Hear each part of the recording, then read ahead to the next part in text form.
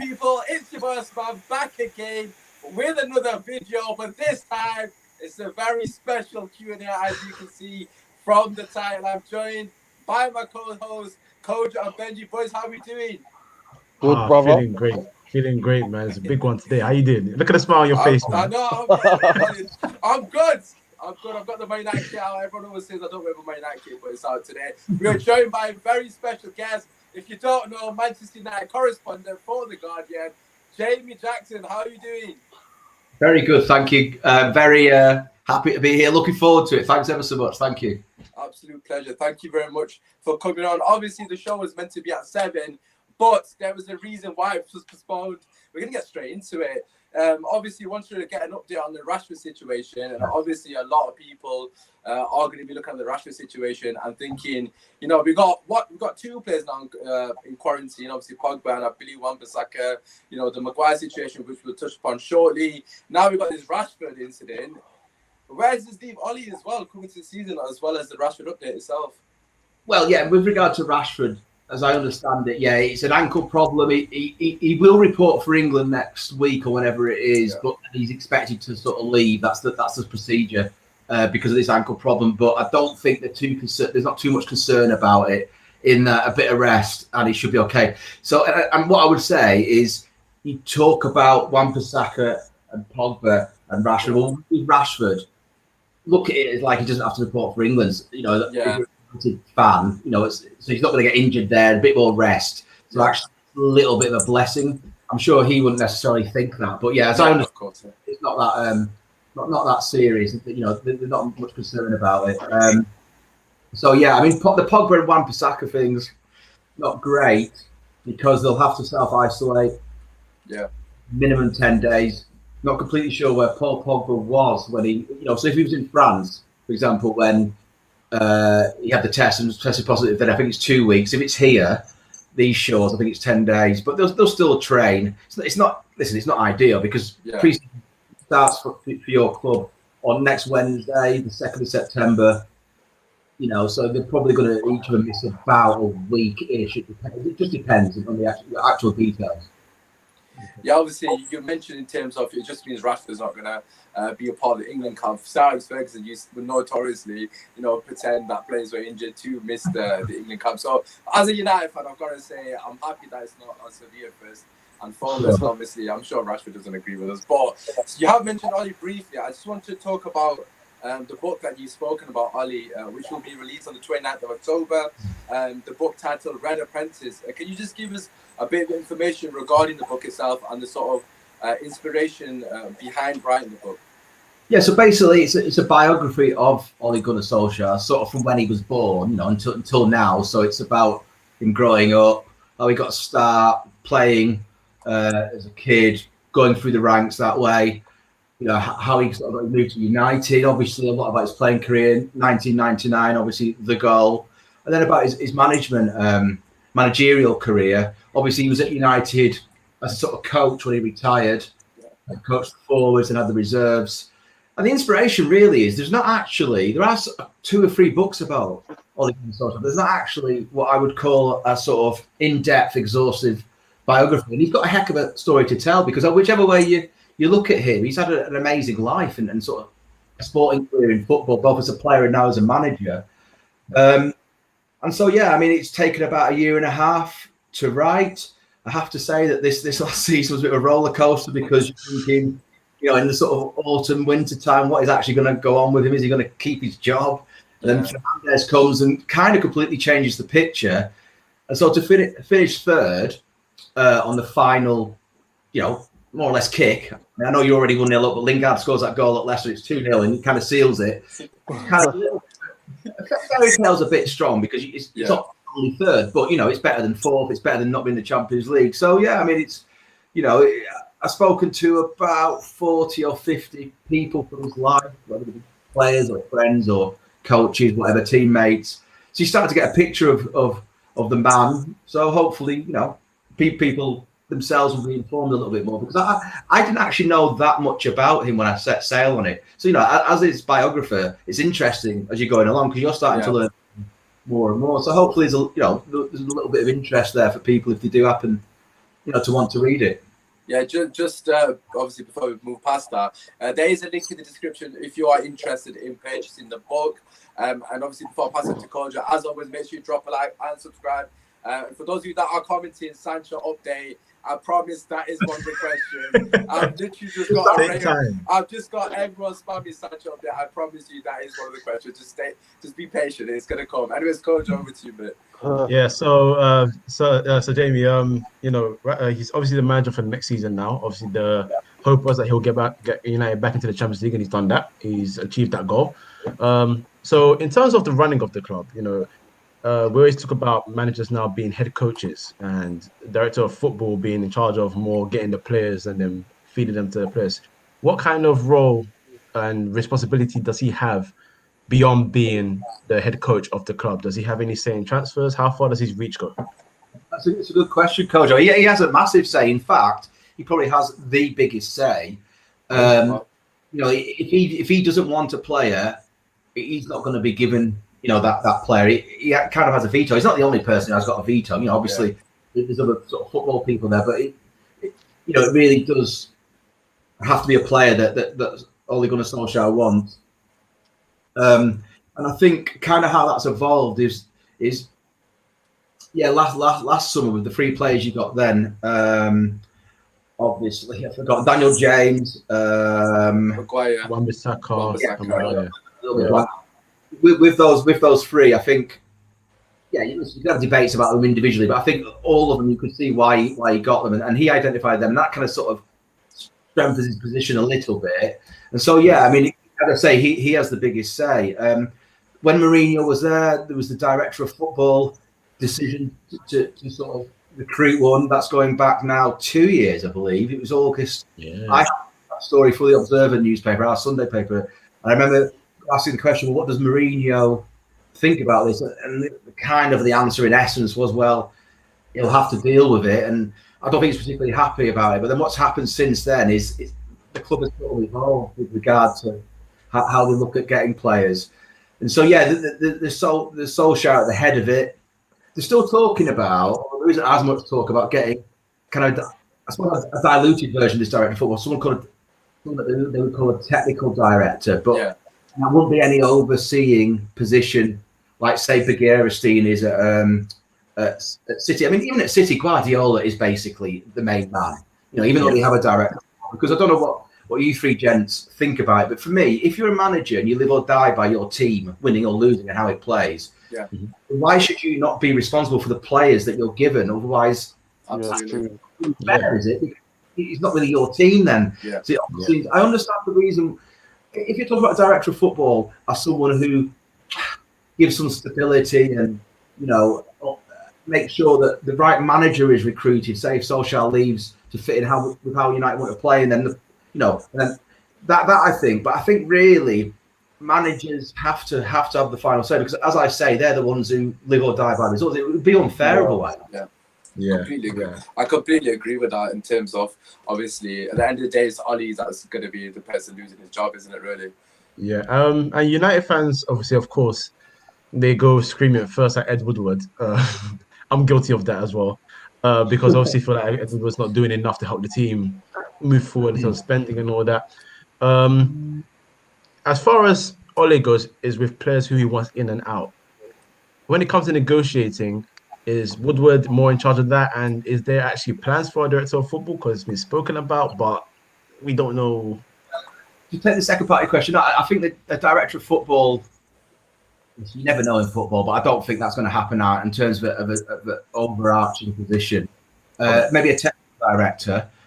With regard to negotiations, I don't think Woodward really gets involved in the day-to-day nitty-gritty stuff with that. There's a guy called Matt Judge there, and he will do the negotiation. But even then, he's basically executing a mandate which is given to him by Solskjaer, Phelan, the chief scout, and whoever else is sort of, they take reports, etc., etc. So that's kind of how it works. Woodward has ultimate say, is the guy who signs off. Yes, you can have X amount, or etc., etc. But I don't think he really necessarily, until it's needed, gets involved in the sort of nuts and bolts stuff. I mean, once you get to a certain stage, you have to be him. So if we, I don't know if we want to do it now. If we talk about Sancho, because of where it's got to, he will be being consulted. But I don't think it's necessarily on the phone to whoever, to discuss the next. I think it'd be someone like Matt Judge. Judge, all right, okay. Yeah, obviously, again, just to reiterate, boys, don't read the Sancho. Literally every comment, Sancho, don't read. Just take your time. We're getting there. Just relax. About everything. It's not just about Sancho. What happened to anticipation? What happened to waiting for the moment? Mate, building it up. Anyways, Benji, over to you, mate. Maguire situation. What's going on? Yeah, so Jamie, we just wanted to know what's happening with the whole Harry Maguire situation. So obviously the clubs are going to back him. I don't believe there's any plan to strip off the captaincy. What's the general feeling around the club in terms of Harry Maguire's situation?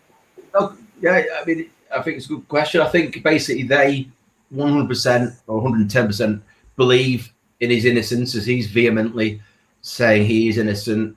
They feel, the way the trial went, with it being, 2 or 3 days after the incident, which, by the way, as I understand, is kind of normal in Greece for this kind of situation. Excuse me. So they're backing him all the way. The captaincy, he's going to keep it. It's obviously up to Solskjaer, who's on holiday. But listen, I don't know this for sure, but I'd be staggered if he's going to turn around and not back Harry Maguire. If he, like everyone else there. Jim, sorry to interrupt. Does it shock you that he's been taken out of the England squad? Obviously, you said that you'd be shocked that Ole doesn't back him, but obviously Southgate's had the complete opposite approach in a sense. Yeah, I mean, I think he said, didn't he, Southgate, when he sort of announced that he was taking him out, this was after having spoken to Harry Maguire and the club. And I think maybe they just felt, this is a lot for Harry Maguire to get his head round.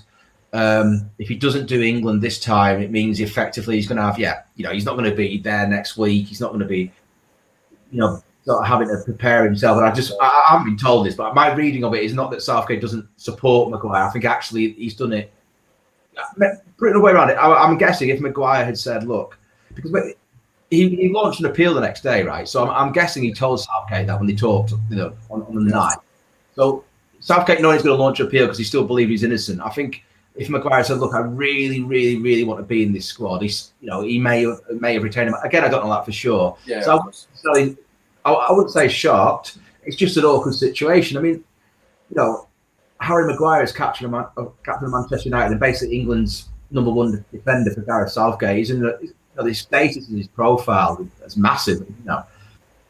United is almost as big as England. You could, the England you can kind of argue it is in some ways. He's the main man for both of those teams. So, there's all sorts of different ways it could have been played. But what will be interesting is, again, as I understand it, the appeal, even though this first court process, Benji, was about 3 or 4 days, the appeal could be like a year to 2 years from now. So how does he, it may well be a case that, obviously it's not nice for him, but he moves on and it's not forgotten about, but he can sort of just park it 6 months, a year until it starts to come into view again, or it might affect his form. I mean, one of the issues you have is any little mistake he makes, especially towards the start of the season, might be seen through the prism of, it's because this is hanging over him. I'm not saying that will happen, but to be honest, I still find it a bit surreal that we're talking about Harry Maguire having been involved in something like this. Yeah, no, it's a lot of people saying it's out of character for him, but obviously I can't really vouch for that because I don't know him personally, sadly. Do you think it's sort of been always squeaky clean, basically, hasn't it? Yeah. Do you think that shows how big Manchester United are as a club? Because normally, obviously, he used to play for Leicester. No one's really following him, looking at him, etc., etc. But now that you're at big Manchester United, you have people following you with cameras and stalking your family, etc. Does this show how big the club actually really is? Yeah, I mean, the club's massive. I mean, you don't really need me to say that, but I got an insight the very first tour I did in this job when it was David Moyes was in charge, when you went to Thailand, Australia, Japan and Hong Kong. And, United are a big deal wherever they go. You go to America where football, they call it soccer, there isn't really, I don't even think it's in the top 5 most popular sports there, but United, they go to LA and they're a big deal. You know what I mean? So it's a massive operation, global reach. And you're right. I mean, you know, if he'd been a Leicester captain or at Leicester, there might have been some interest, but there's no way it would have been this level of interest. I don't think that's a good or a bad thing. It's just the way it is. You know, the guy is typical of English football. Really, he's the captain of the biggest club. Excuse me. I think it kind of comes with the territory. Yeah. You know, as I understand it, as you probably expect, I think he's pretty close to maybe recovering now, but he's pretty. You know, he was devastated by what's happened. You've got a lot to lose because people tend to forget, not necessarily any of us four, but there's a lot of hard work that goes into getting to the very top. You start off as a kid, and you know it is a long road, and so to get this far at sort of 27, his peak years, you should be congratulated for that. That's why he's got so much to lose, and that's why obviously if he thinks he's innocent, he's got to appeal. It's as simple as that. Yeah. True. No, I completely agree. Obviously, you know, as the saying goes, innocent until proven guilty. Of course, you know, the reprimanded sort of decision, so we can't really comment on that too much. Obviously, it's all alleged information. I just wanted to ask regarding, before we go into the transfer, I know everyone's asking, but just wanted to ask regarding the sort of consensus within the camp. You know, you obviously mentioned the fact that you still think he'll have the armband. I saw your couple of tweets and obviously your article and you posted that as well. But what do you think the reception from the other lads will be? Do you think the camaraderie is that high that a lot of the other lads will just welcome back and nothing's happened? Or do you think there will be that dark cloud with the club coming into the new season?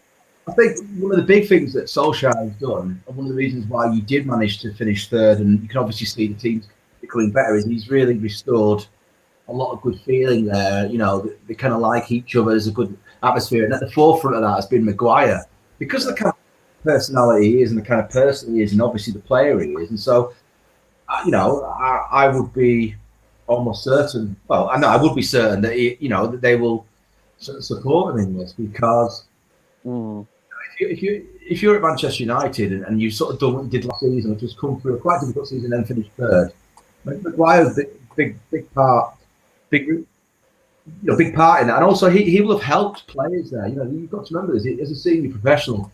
People like that, Daniel James, Wan-Bissaka coming to the club for the first time as well. Fernandez, when he arrived, they all looked at him for the lead, but now it's time for a little bit of that to come back to him. You know, the sort of support, and I have to say I was impressed with the sort of attitude I was hearing about from United. You know, sort of characterised in terms of, you know, he's one of our own. Of course, we're going to support him, and you know, we'll back him all the way. And I think that's the way you've got to go, until proved guilty, of course. Yeah, no, I completely agree. I think one of the better things that Ole has done is getting the likes of the entire squad together. Obviously, some would say we got rid of the viruses, so to speak, as some would call. So I'm not going to name anyone, but I'll leave you like to interpret that if you want. I just want to bring some of the comments in from obviously the viewers. We've got a few regarding the director of football that I completely missed. Obviously, this one's from Jem, one of our regulars on the show as well. So he's asking, was Rio and Fletcher interviewed for the technical director role? And on the back of that also, are you aware of anyone that has been interviewed for the role, or is it just paper talk to get the fans excited about it? Right, so as I understand it, Rio, I'm not sure if it was a formal interview, but I think there was interest there both ways, both from the club and Rio Ferdinand. I'm not too sure how far down the line that interest went. I think Fletcher may have been in discussions about a different role, not the technical director role.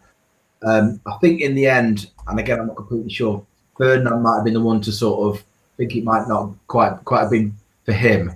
So yeah, I think there is some truth in both of those. I mean, I remember at the time thinking about it, thinking someone like Edwin van der Sar might be a better candidate, just because he kind of does that job anyway. Yeah, absolutely. And obviously he knows what it's like to be a winner at United, you know, because he won the Champions League, got the rest of it. So, you know, but yeah, I think both Rio and Darren Fletcher were certainly sounded out about their differing roles. Yeah, I think regarding Edwin, I'm a massive fan of his. And I just got another question here, obviously, and then we'll move on back to what we planned. This is a question on behalf of everyone here, actually, I think. Every Manchester United fan out there, I'm just setting it up for you. This one's from the United way. I know every United fan's asking this on every platform. Why are we so slow? Do you have any insight, please? Because there's United fans I know have gone bold baiting, basically pulling their hair out. So any insight, please? Okay, right, calm us down a bit. I noticed part of the question there mentioned Chelsea. Well, you've got to remember about Chelsea. They're effectively having to do 2 summer windows in one because they had a transfer ban, didn't they? Yeah. Remember? So they're playing catch up to a certain extent. So I think there is, some credence in that being the reason why Chilwell was number 4, I think, was it? And they're going to get Thiago as well, is it as well? Yeah, that's correct. Yeah, but I believe is already signed today. Yeah, so I think that's the reason why they're doing that. City, again, we're kind of looking at, well, are we going to have a Champions League ban here? Because obviously they did have it before they won it on Peel. So therefore we're losing £100 million and all the rest of it. And suddenly, not suddenly, but now they know they have got that money. So that's accelerated them. To answer the part about why United are slow in this questioner's view. So this is not me saying this. This is what I am told. They would never say they're slow. What they would say is they have a sustainable business model at the club, which means that you have to be careful. And if you then factor in the coronavirus-induced pandemic, which is sort of bitten all clubs, including United. Don't get me wrong, United are wealthier than some because of the model they have with regard to how they run the commercial stuff. But that's basically the answer to that. So, the obvious question is why that I get all the time is, look, if it's really about 20 million more for Sancho, well, we might as well do it now. Why do they not do it now? I personally can't answer that because I'm not at the club. But what I'm told, to reflect kind of what they say is that it's part of this same. They don't want, because if they feel they're going to be overpriced in this deal, then they'll be overpriced in the next and the next. And there will come a time, of course, where they have to bite the bullet and say, right, if we really want this player and it means going over what we want to pay, I think they may do. I'm not saying they'll go to the 20 million or whatever the difference is. Yeah. But that is what they would say. They would say it's a sustainable business model. And, all 3 of you, me, many other people can say, well, wait a minute, what about the Adidas deal, which is worth 70 million somewhere alone, the kit deal? What about all the money they make from all the partners, regional? Absolutely. They do have a lot of money, but this is what they would say. I think they got the fingers burned massively by the Sanchez deal. Yeah, the sort of I know it was a swap, but just the wages that they paid him. Yeah.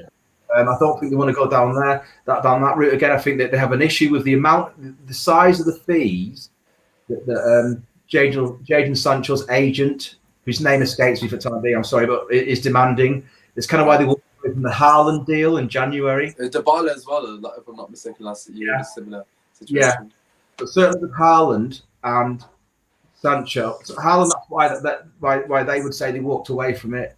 And with Sancho, I'm not saying they're going to walk away from it, but I think it's they're in similar territory where they just because of Manchester United, they don't feel they should be had over. They're always going to be charged an extra premium because they are United. They've got of course. But so that's kind of what they would say. Now, if you ask me a different question, I'm not party to their finances, but Haaland, for example, if you do, it depends how much you feel you're being taken advantage of. But if you get Haaland and he scores, I don't know, he signed in January. Let's say he does what Fernandes did, or a little bit more, right? Fernandes got 12 goals, I believe. I know he took the penalties. He got 12 goals. Let's say Haaland got 15. And yet, all right, you're still third, but you're that much closer to Liverpool and City. And then you go to the Champions League and the league next season, and you're right up there. To a certain extent, the extra money kind of pays. He pays for that. He pays. Absolutely. And that's what I would also say about Sancho. But that's not me. And as someone who reports on the club, and they're serious operators there. They really do care about the club. This idea that the people on the ground, I'm talking from Woodward downwards, don't. Woodward's a United fan, for example. He does love the club, and so as someone who reports on the club, I have to respect that they have their own way of doing it, and that's up to them. I'm not a fan, of course, you see, so it's easier for me to be more, sort of objective about it. Absolutely. I understand the two sides of the sort of argument, if you like. Yeah, obviously regarding the Sancho, obviously, Cody, if you want to just mention it now, because I know every single person in the chat is talking about Sancho. So if you want to just talk about it now as we're on the topic. Okay. We'll also shoot while we're ahead. So of course, we all know there is a strong interest in Sancho, as there is for many clubs around the world. He's a phenomenal footballer. Yeah. But how far has that gone? Apparently, Dortmund are very strong with their stance. They're happy for him to stay. They know what they want in the fee.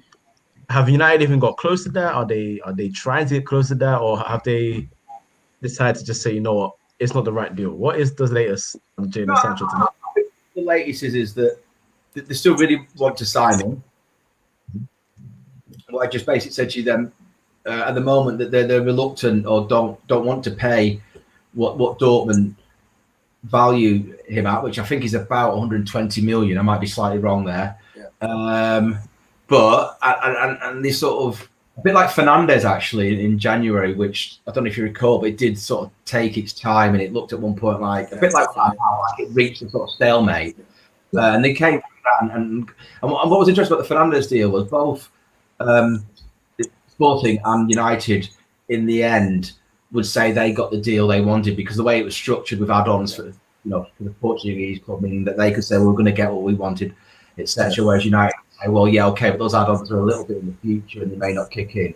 And I think that's, if this deal is going to happen with Sancho, I think it might be a similar occurrence where both sides, because of how the deal's structured, will be able to say, yeah, okay, Dortmund, we've got our price, 110, 120 million, whatever it is, and United, yeah, well, actually, we paid whatever it is, 80, 90, and then the rest of it is in add-ons. But yeah, I think, when does the window close? The 4th of October, so we're looking at about another 2 months, a month and a half. Now, I know pre-season starts next week, and if you ask me a slightly different question, not necessarily just about Sancho, but do you want to have some new players in as pre-season starts? Yes. Yeah, that's basically what was the next question. This out, I think there is a little bit of a concern. Yeah, my view that they haven't really signed anyone. He wants a centre back. He probably centre back and or a left back, and possibly a sort of holding midfield player. I mean, I suggest someone like Kante at Chelsea would be an amazing signing. I'm not saying that's going to happen, but that sort of quality of player. How much would he cost? I don't know. So a bit surprised really that they haven't got anyone, but. Football being football, maybe it will happen before next Wednesday. But with Sancho, it has hit a little bit of a what do you want to call it, like a stalemate. Yeah. But I don't think it's over because you've got to remember, Sancho wants to go to United, which is obviously very important. He wants. He obviously can't say anything publicly like that because he might end up staying there. He's got all the fans there, and the rest of the club will keep happy. But, as I understand it, he still really wants to go to United. But I understand it's frustrating because. Just as someone who, we talked about it before, I don't support United or City, but I do like really amazing players. And, to see him for a team, I report, and I'll be lucky enough to see him basically every home game, home and away in the Champions League, etc. I'd love to see that. So, I understand if you're a fan, it must be like aggravating, really, a little bit. I've lost half my hair, mate. Don't worry. So, okay, in terms of the other positions, we've been linked with let's see, Van der Beek. Regulon is the newest one. This young lad from Monaco. I'm about to butcher his name, so I do apologize. I know he's supposed to pronounce it because I think Benji knows how to pronounce it right. Belashili. I was going to say his first name. I know his first name is Benoit, so I was going to leave it there. We've been linked with him as well. Nice, good 19-year-old player, a lot of games for Monaco this year. Is there any sort of concrete, at least interest, not deal, but interest in any other player? Well, they'll have a list. I mean, all of those names there. I have tried to find out, and I don't really want to say yes or no because I actually don't know for sure. But I've I haven't really heard any of those names mentioned. Another one that comes up a lot is Grealish, who, I would suggest that the big priority beyond Sancho is a centre back, and I keep on saying this because I just think it's, I really think you need a player like Koulibaly, who I think is fast and strong and is already a proper time served centre back, but he's going to cost 70 or 80. So you might end up going for a sort of Ake, Nathan Ake type buy with regard to price and profile, but the message I keep on getting is that they don't have a lot of money relatively speaking, because of what the coronavirus has caused, and whether people like that or not, that seems to be the fact of life. But what was interesting was when United got knocked out of the Europa League by Sevilla. I was at that game, and I think basically it was either then or it was either after the Leicester game. But he basically said, "The club knows what I want, and let's see what happens." And you can read that any way you like, kind of thing. But that I don't think that was just let's get Sancho and I'll be happy. I think he understands. And actually, there's an understanding at the club as well that you probably need about 4 or 5 players to be really sort of rock solid, proper up there. Yeah, absolutely. If you've got lots of money, just because the availability of players. But I always say if you can get three really good ones, and imagine if you did come out with Sancho, Koulibaly, and say Kante, that'd be amazing. Wow. That'd be cool. That would be incredible. Yeah. That's FIFA. Oh, you're getting a hopes up for no reason. Just off the back of that, before we come to you, Benji, I've got again a lot of questions. We do appreciate everyone watching. Make sure you subscribe and of course drop a like. Yes, this one I suppose is kind of relevant to what we're talking about. Does Ole actually have the pulling power? Is there a case? Again, this is just a lot of United fans, that potentially don't believe he has that pulling power. Do you think that is something that might potentially factor in any of these deals, or do you think that's just a ridiculous myth? Though? No, I think he does have the pulling power. And I think why? Because he's just basically turned United round from a bit of a sort of, how can I say it, like a bit of a nightmare situation really under Mourinho. It wasn't great at all. There was no one happy there. There's all kinds of sort of turf wars going on, and finished third. And now he has a track record of signing someone like Fernandes, who's a very good player for you, arguably the best player you've signed since Van Persie. So I think players look at that. The other thing you've got to remember is United are good, big money wage players. Probably they're the highest, really. Not just in our league, our country, but unless you're Lionel Messi, of course, or you know what I mean. Or Mbappe. So players also look at that, but I wouldn't worry too much about Solskjaer because he's now got a track record. He's never actually his status, his power, is sort of power, his authority. Let's put it that way. He's never been stronger because of what he's just done. I mean, he's made a lot of the sort of executives at United very happy with this third place because they are now playing. You're going to play Champions League, and there's glamour there, and that's another pulling point for players. Right, Benji, So Mino Raiola come out and said that Paul Pogba wants to stay. Paul Pogba wants to sign a new contract. Do you think there's a lot of truth in that, or do you feel like, and also do you feel like Pogba's going to be a huge part of the project going forward for Manchester United? Yeah, I hope so because I think he's an amazing player. I mean, what Raiola said was kind of what Solskjaer had said in previous press conferences. When he was asked about him. I have to say, I'm going to put this.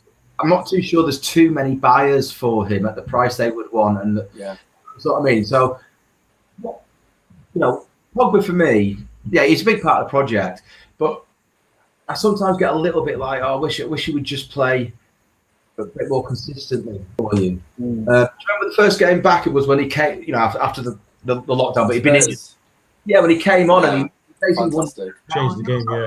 Thought, that's him at his best. He could turn a game. He can really. I think what's helped him again is this Fernandes thing because suddenly he's not the only main man, or suddenly not everyone's just looking at him. At one point, there was a load of sort of average, more or less, apart from David De Gea in goals, a lot of average players around him. Now you can sort of say Martial's become a proper centre forward.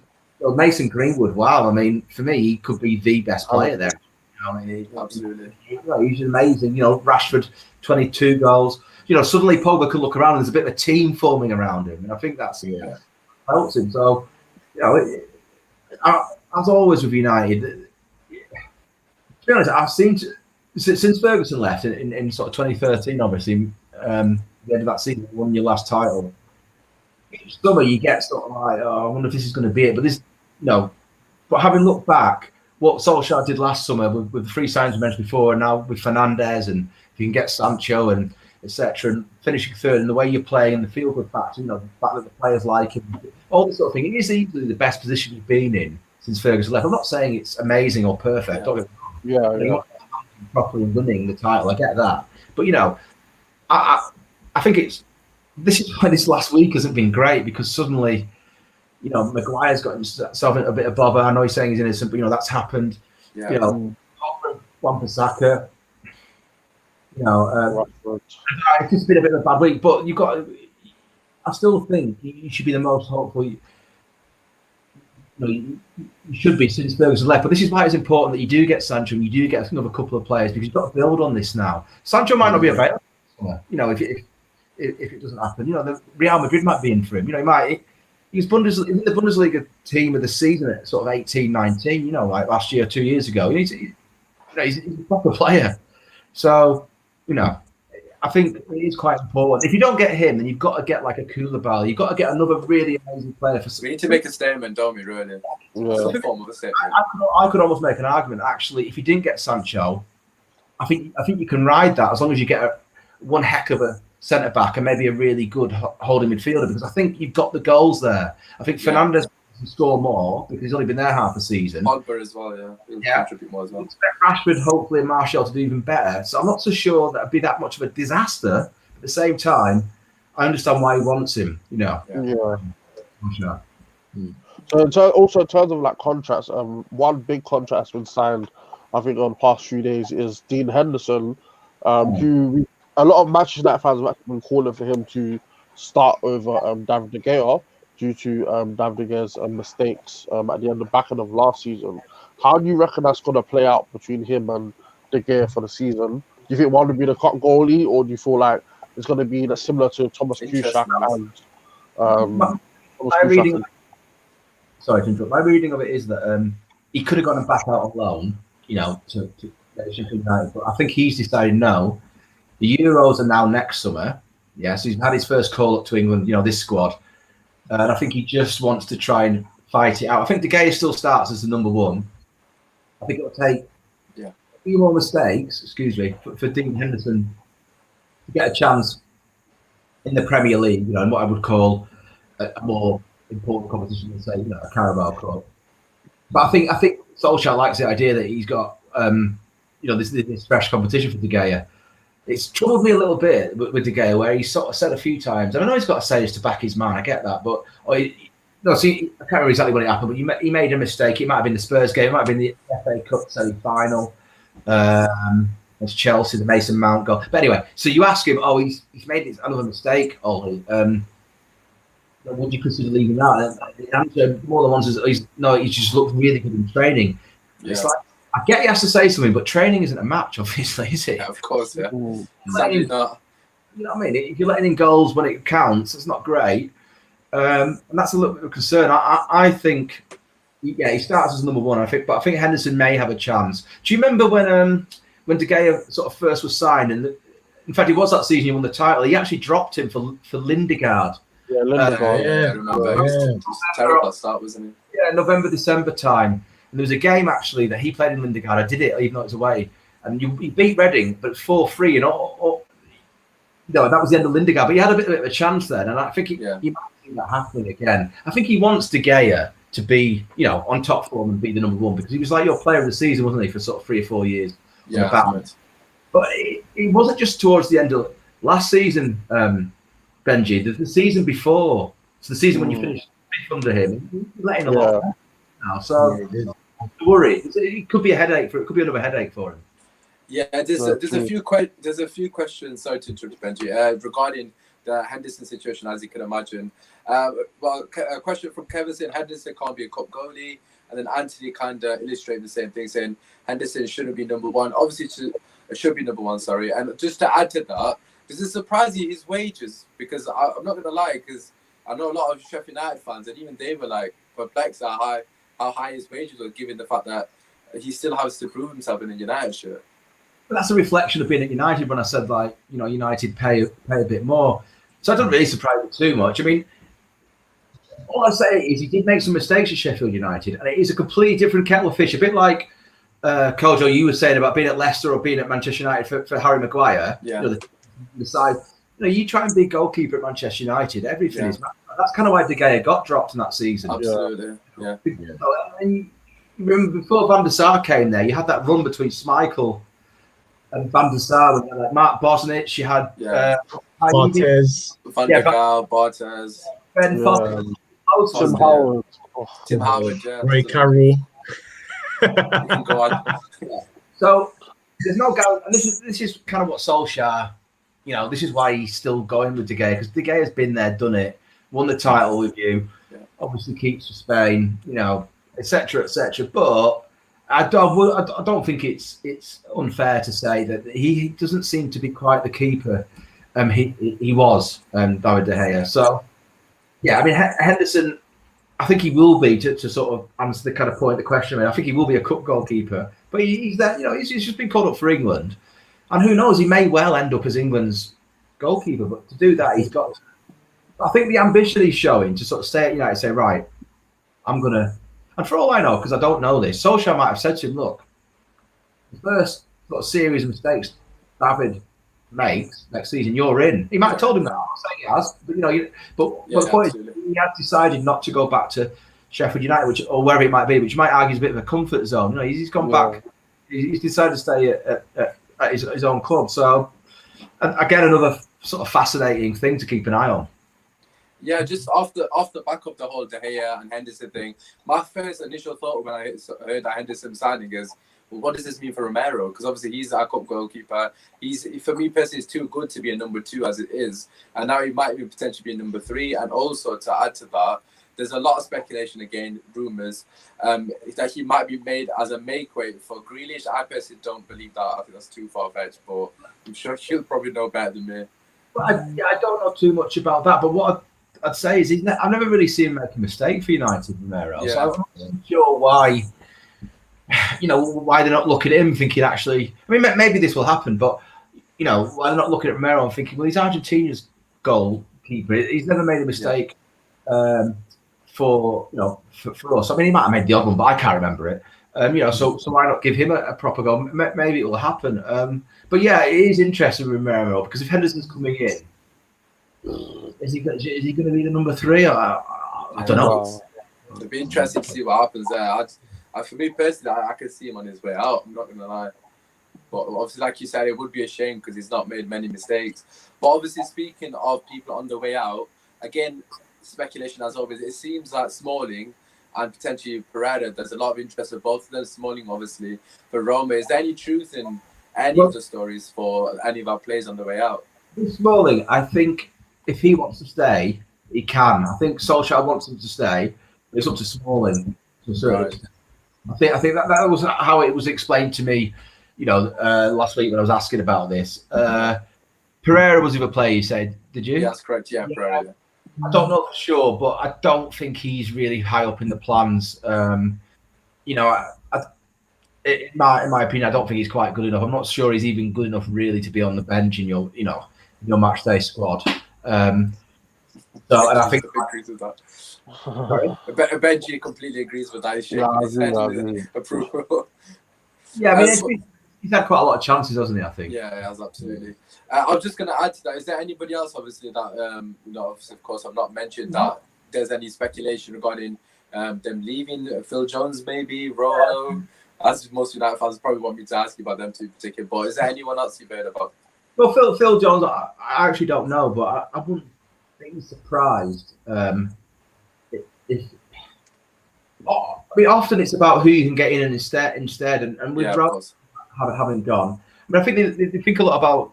They think a lot of Tuanzebe, but unfortunately he's been injured. Yeah, a lot. Yeah. Too much kind of killed his chances, obviously. So but again, Phil Jones is kind of, unfortunately for him, he suffers a lot of injuries. So I don't know. I mean, it might be if Smalling decides to stay, they might look at selling Phil Jones. He's had a very peculiar United career. Do you remember when basically I think it was Ferguson's last ever home game? Who did you play? You beat them. West Brom. No, that was away. Swansea. After that game, he said that Phil Jones has the potential to be the greatest captain. I don't think I'll forget that goal. Ferguson. It was 7 years ago. But, coming from Ferguson, you think, oh, crumbs, he's better than George Best. But anyway, he's gone from that sort of basically being surplus to requirements. A bit peculiar, really, because there's obviously a player there. But anyway, so yeah, he may. I suppose they could look at letting him go if Smalling decides to stay. Can I ask if Smalling was to stay, would that be the extra defender that he'd be happy with? 'Cause I mean, I am on the side of I do want Smalling to go, but he did have a good loan spell at Roma. I don't know. I don't think so. I mean, I might be wrong, but I don't think so, because otherwise I don't think it would have been characterised to me as in if he wants to stay, it would have been more like, yeah, he's staying because they would have made it. I think he does want to stay, but I think Smalling himself is not too sure because he looks at who they've got, who's ahead of him, and actually how much we're going to play. So no, I don't think so. I really think you've got to understand as well that someone like Solskjaer or any manager, they can't really sit there and tell me or any of us really what they want and what's going on, because the finances, they work for the club after all. That's their employment. You know what I mean? That's kind of what I did for Mourinho a little bit. He was really cheesed off about not getting actually Harry Maguire that summer, for example. And that kind of backfired, really. So yeah, I don't think Smalling is the answer to the sort of fast centre back you need, basically.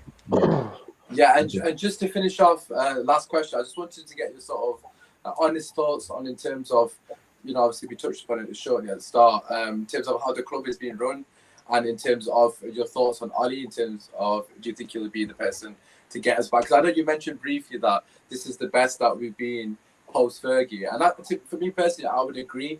It does seem like we've got some form of direction finally, and a bit of an identity, but what are your overriding thoughts regarding that?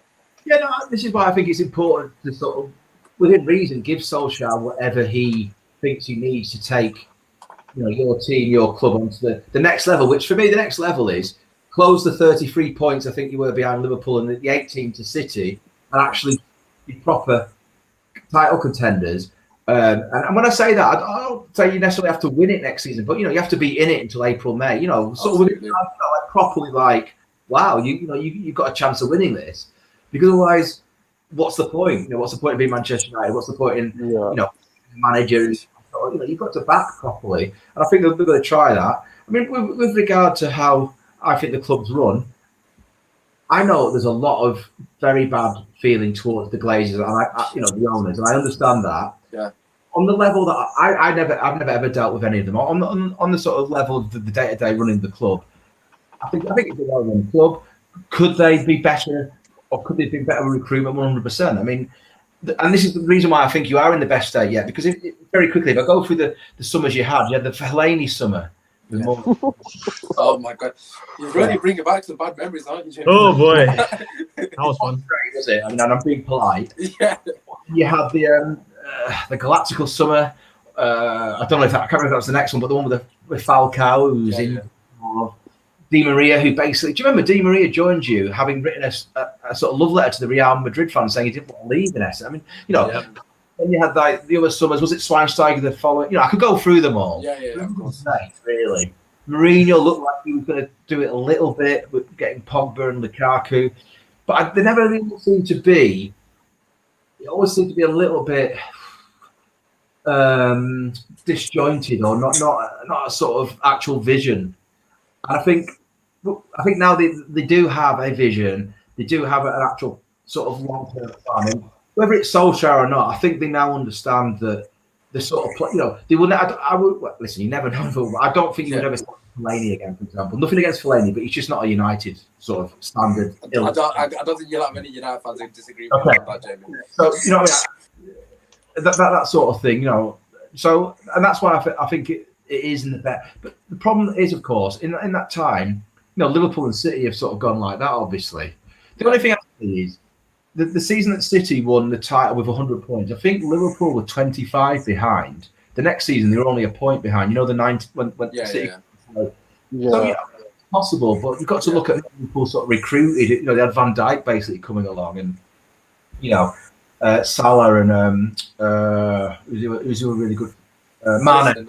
I was going to say, But Greenwood next season should be could be unbelievable. He's unbelievable this season, don't get me wrong, but so there is a lot of hope there. That's why it's important. You've got to get, within reason, what Solskjaer thinks you need. Completely agree with, obviously, in terms of they've got to get what Solskjaer thinks we need. And with that, I just want to say a massive thank you to James Jackson for coming on, obviously my co-host, Kojo and Benji. Just want to add, as I said right at the start of the show, James Jackson has released the book. The book is going to be released on the 29th of October. The link to purchase the book is there.